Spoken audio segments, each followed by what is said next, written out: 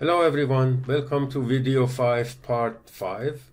In this video, if you recall, we are calibrating a small Danube project, and this Danube watershed is part of a larger European watershed as described in this paper, and also a smaller Black Sea watershed in Europe as described in this paper. So if you want more details about this project, please refer to these papers. Now, to recap, if you remember, we built the SWATCUP project for the Danube watershed.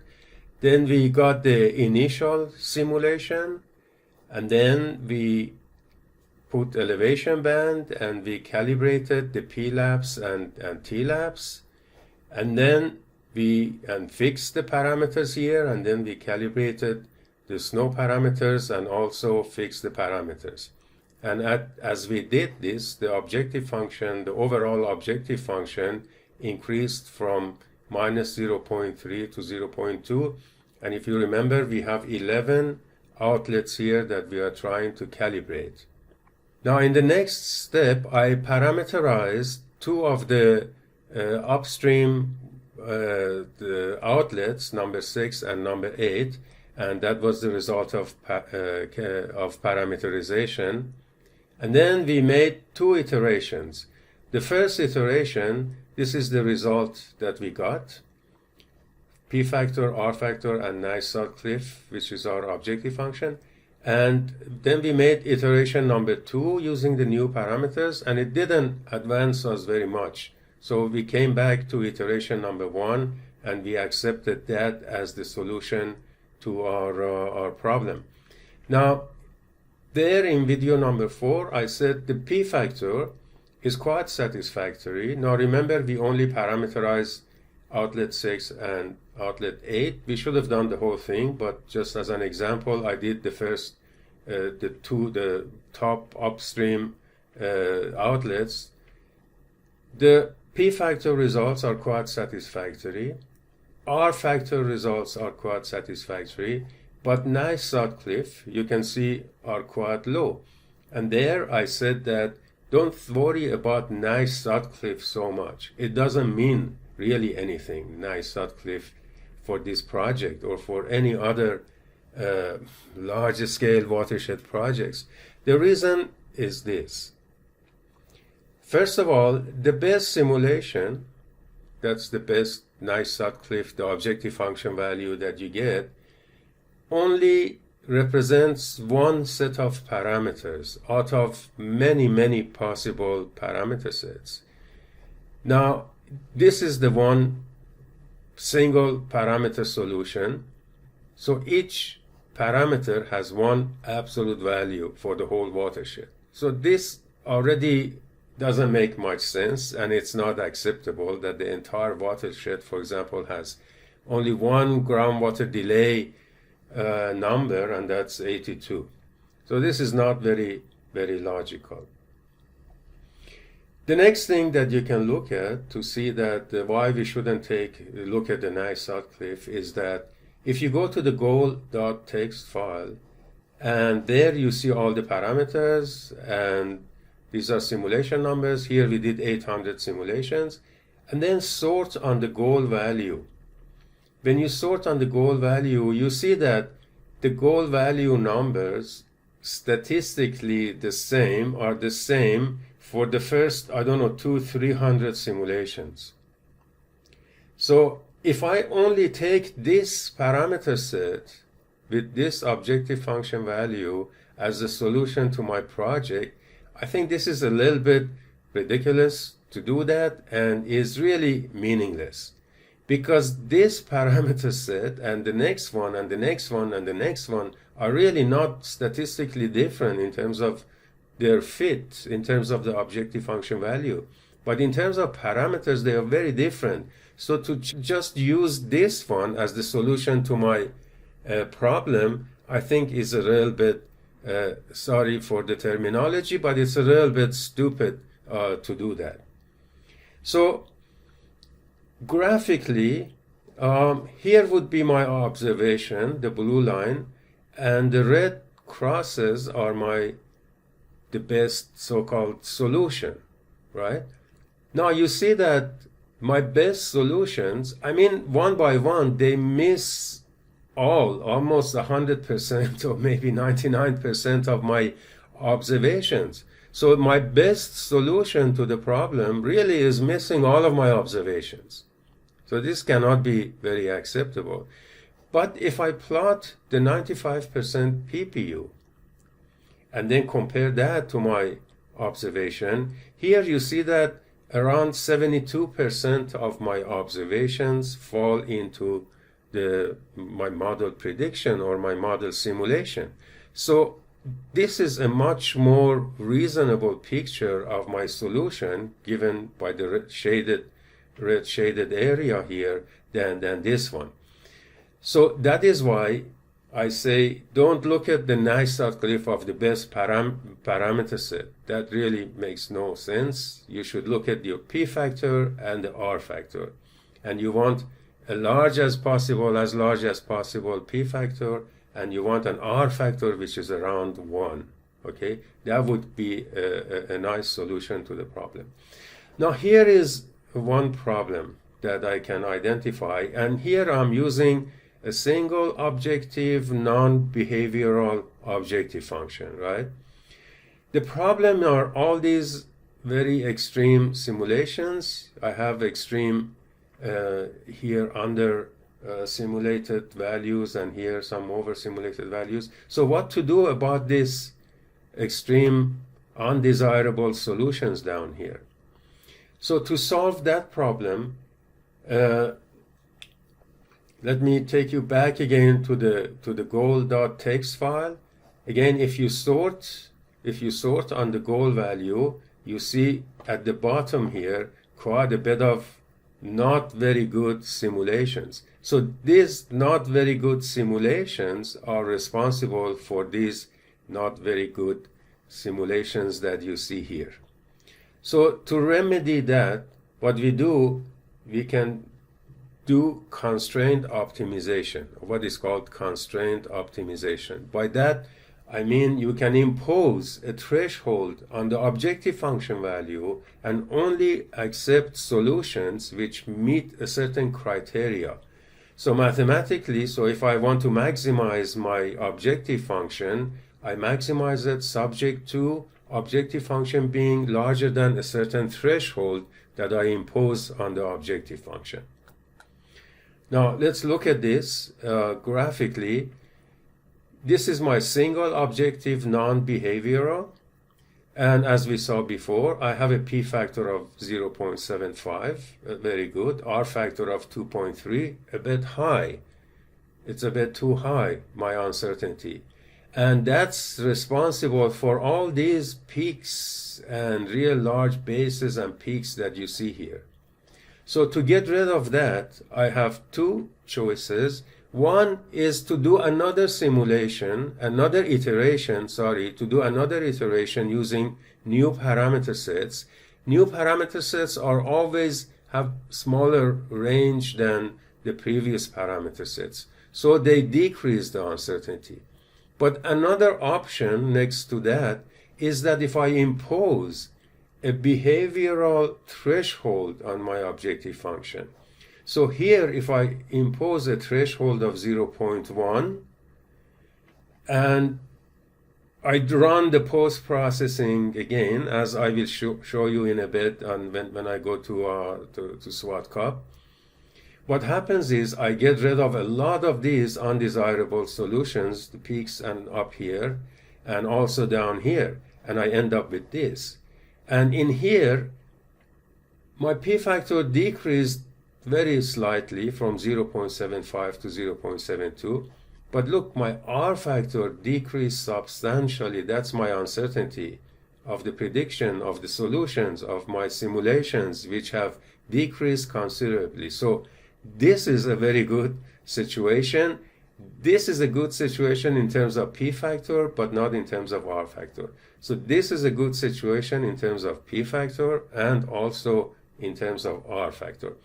Now let me get rid of this red line here. The red line here is the best solution, right? That's based on the best solution. If I get rid of that and only look at the 95 PPU, this is what I get. So the green shade here is the solution, right? And the blue line here is my observation. So you see my observation here, most of my observation falls into the shaded value. That's my model simulation. And if I impose the threshold of 0.1, I get this. So this is really what I should be looking. So if you want to see the performance of your calibration, put aside the best simulation. That doesn't mean anything really. And look at the 95 PPU and your observation in a graph. All right, the next method to constraint optimization is to impose acceptable ranges for variables. Instead of putting threshold on the objective function, you actually put threshold on the variables. For example, in such a objective function formulation that I used in the tour watershed, we had the discharge, sediment, nitrate, and phosphate, and they were coming from different parts of the watershed, of course. So based on the measurement they had made for a long time, they gave values that they said sediment from forest should be between 0.1 and 0.3 tons per hectare, and sediment from agriculture area is between 1.5 and 6 tons per hectare.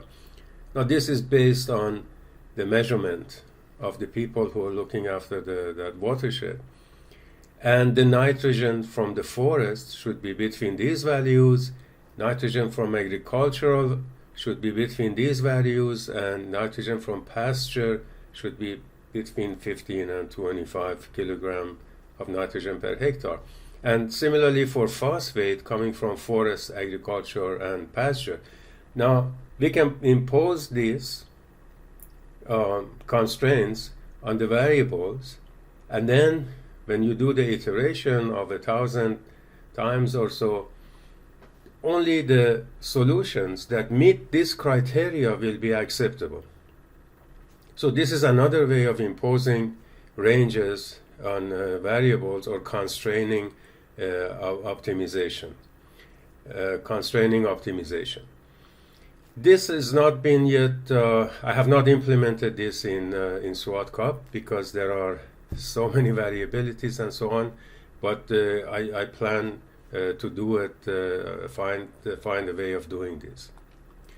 Now, the next thing I want to talk about is multi-objective function. Now, the problem with single objective, whether behavioral or non-behavioral, is the conditionality of the parameters. I have talked about this before. When you choose an objective function and you optimize, your parameters are conditioned on that objective function. That means if you change your objective function, then your parameters will change. And this is another issue with a single objective function. Now, what we need always is unconditional solution to a problem. So to get the unconditional parameters, unconditional with respect to objective function, is to integrate over all objective functions. And this is a method that gives you always unconditional with respect to anything. So you need to integrate over all possibilities. So to do this, we have to define multi-objective function.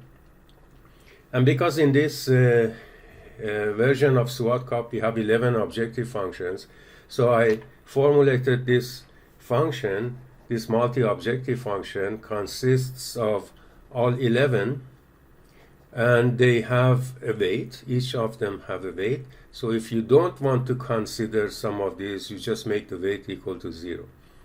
The one that I use for the example is based on this formulation, where I only use R squared, Nyquist-Cliff, and PBIAS. Right? And the way I calculate the weights is such that they each have equal contribution to the multi-objective. So this is how you calculate the weight here. So if you set the first one, the r squared, to 1, then you can proportion the other ones with respect to r squared, and you get such a formulation. So at the end, the contribution of each would be the same to the objective function. All right, so I made runs with multi-objective and single objective objective functions, and here are the main differences in the parameters. Now, by looking at it, we don't see very much, but the point is that the multi-objective parameter ranges are integrated over the 3 objective functions that we used.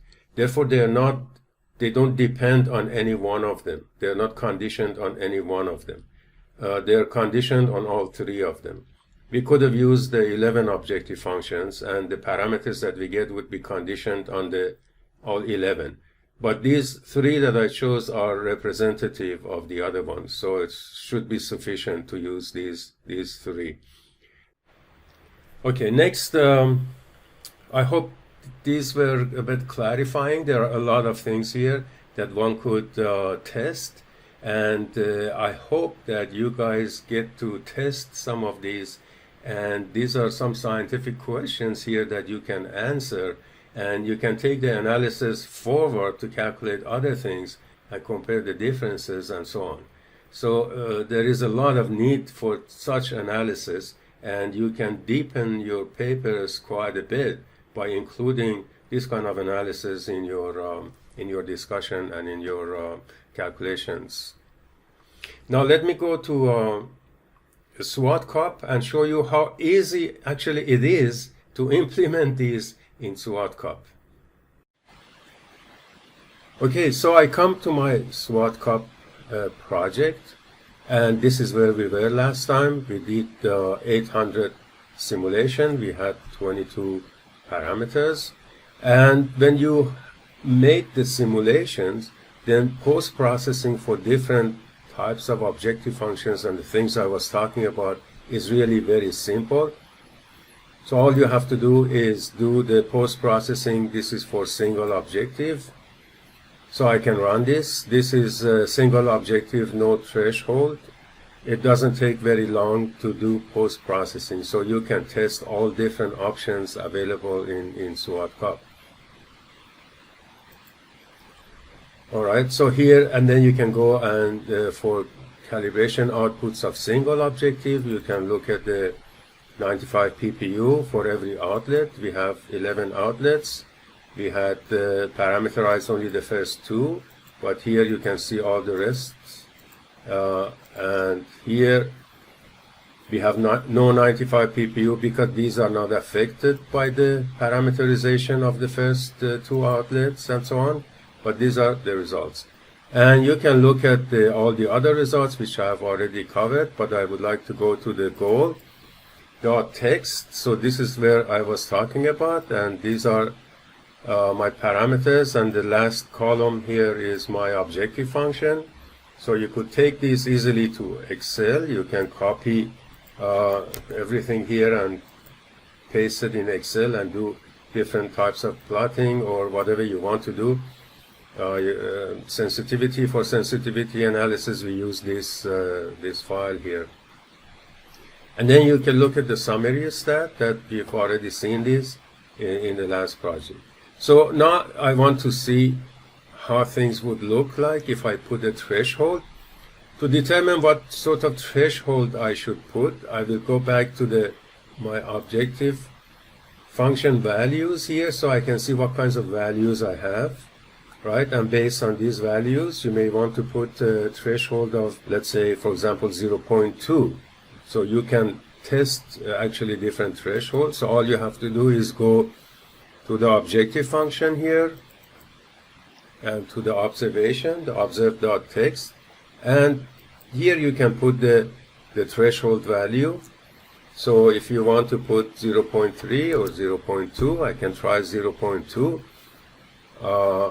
save it, and then all I have to do is run the single objective behavioral, like the second one here.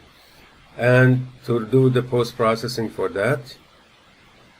Alright, so I can look at what happened with the with the threshold, and let me go directly to the summary stat.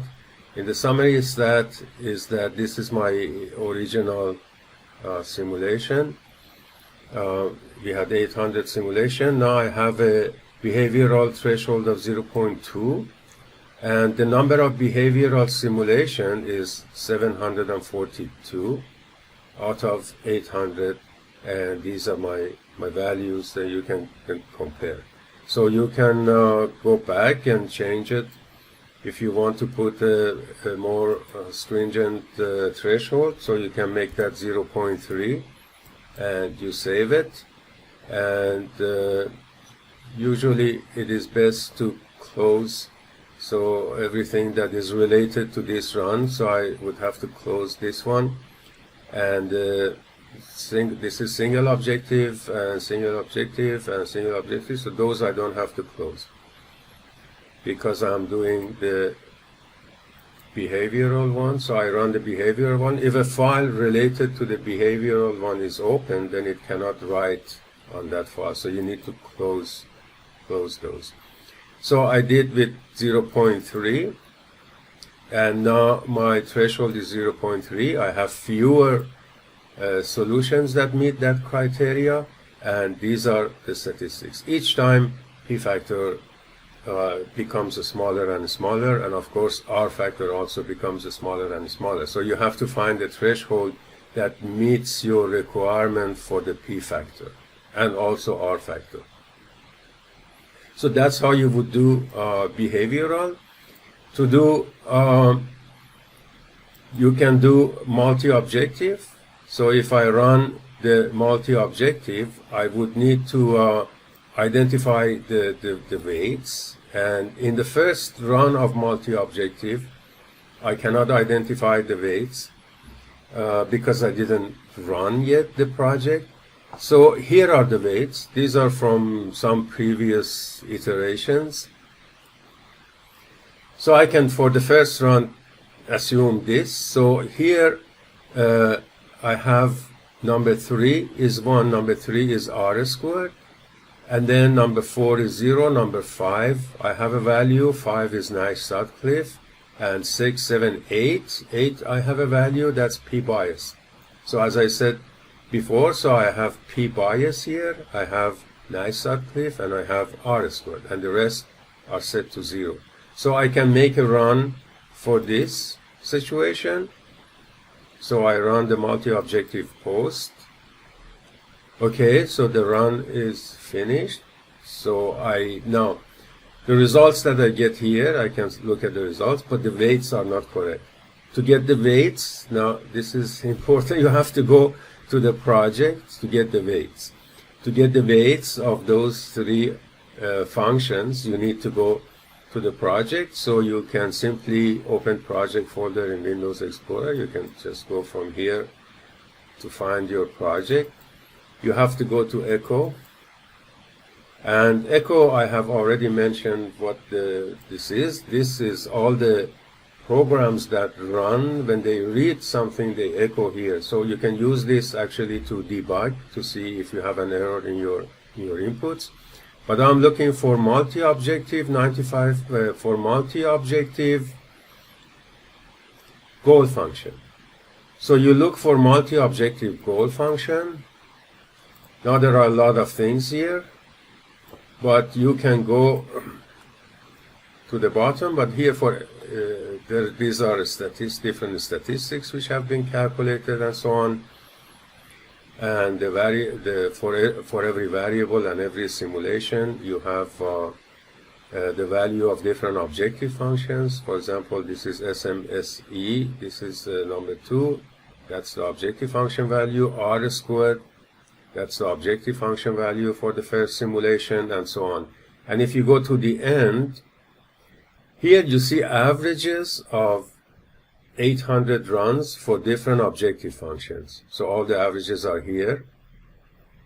So if I want to do, and this I explain here what I explained before. So if you want to use this multi-objective function consisting of r squared, cliff, and PBIAS, then that's how you calculate the weights.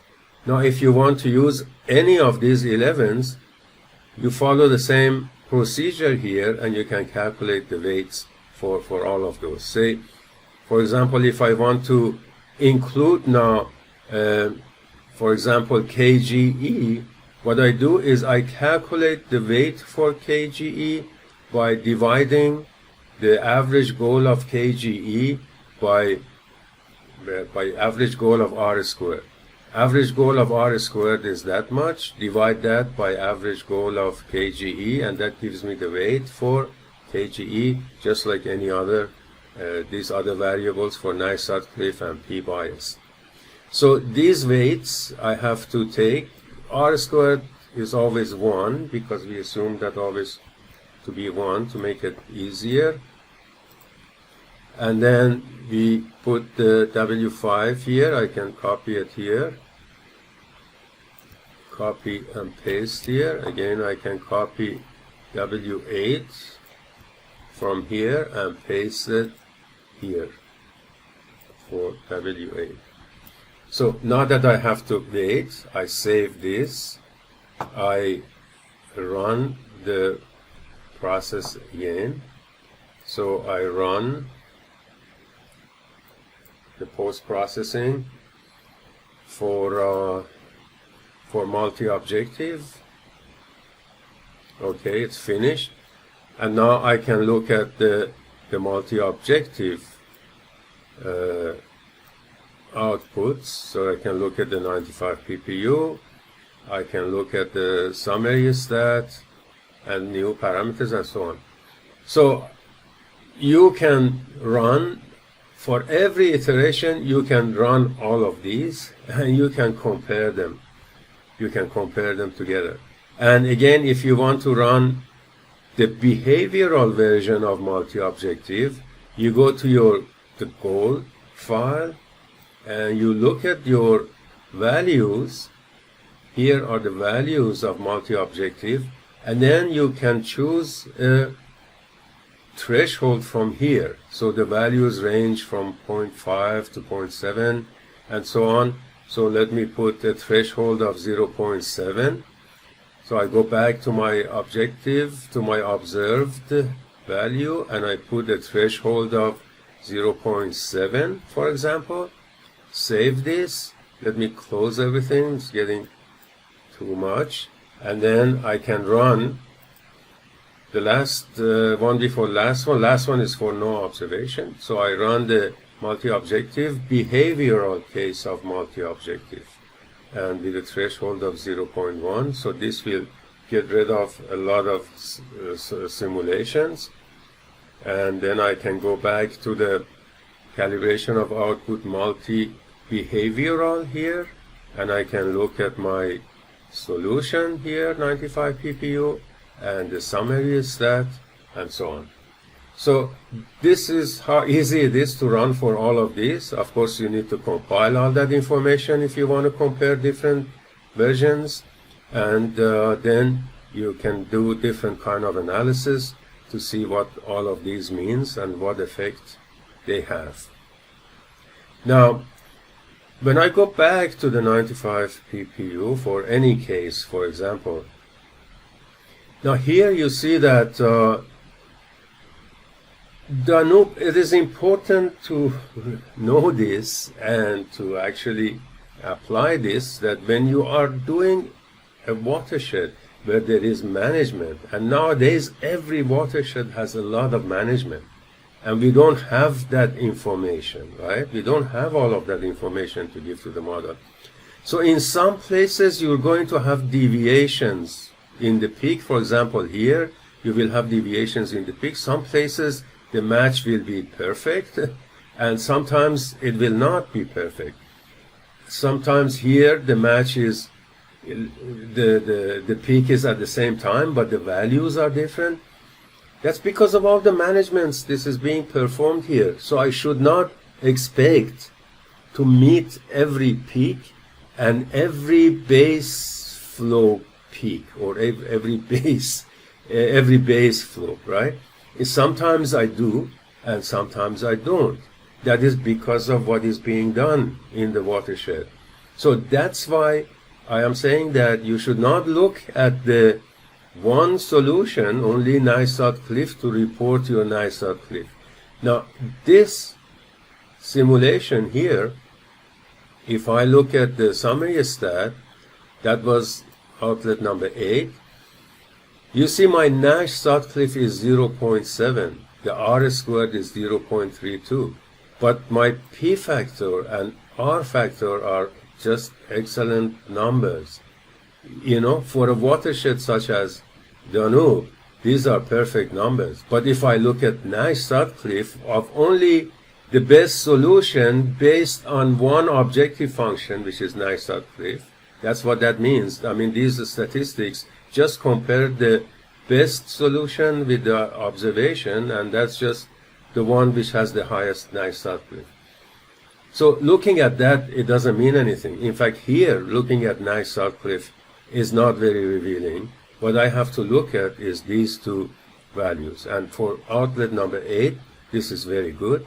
For outlet number 6, I have small P factor and small R factor. So here, what I could do in the next iteration, either increase the range of the parameters to see if I can capture more of the observations, but for that outlet, this may not be possible because of the management which is being performed in that outlet, and I don't have into the model, and I cannot force it by fixing or changing the parameters to meet those peaks and recessions and everything else. You see, it just doesn't go because I don't have the information in the model. So you cannot force the parameters to meet certain criteria for which you don't know what process caused that. That's why you have to be careful. Do not look at just the NISOT cliff of the best simulation of one statistic such as NISOT cliff or BR squared or R squared, but look at the P factor, look at the entirety of your solution based on the range of the uncertainty of the parameters. So I hope I made this clear. There are probably other things here I could explain, but you can explore. And I just wanted to show you here that how easy it is to do all of these runs, different runs, and then you can compare them as you wish. Okay, so thank you for watching this video. In the next video, I will cover some of the other aspects, such as no observation, what that means, and all that, and we can cover some of the other things in the next video.